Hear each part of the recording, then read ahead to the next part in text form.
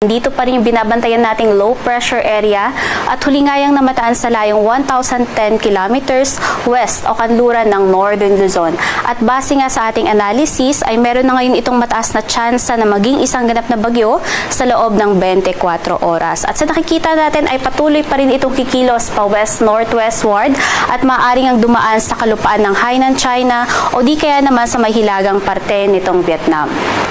Samantalang yung trough nga nitong low pressure area o yung mga kaulapan na parte ng sirkulasyon nitong low pressure area ang nakakaapekto naman dito sa may kanlurang bahagi ng Northern at Central Luzon. At kasama nga dyan dito sa may Ilocos Region, gayon din dito sa may Apayao, Cagayan, gayon din dito sa may Zambales at Bataan at makakaranas nga dyan ng mga kalat-kalat na mga pag-ulan.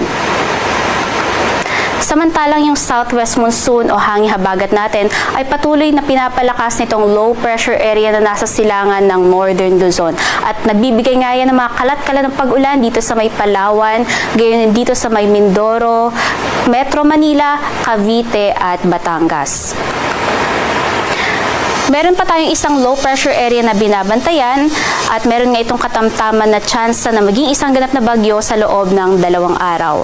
Kung magiging bagyo man ito bago makalabas ng ating Philippine Area of Responsibility ay papahangalanan nga natin itong si Juaning, ang ikatlong bagyo ngayong buwan ng Agosto. At huli ngayong namataan sa layong 585 kilometers east-northeast ng Itbayat, Batanes.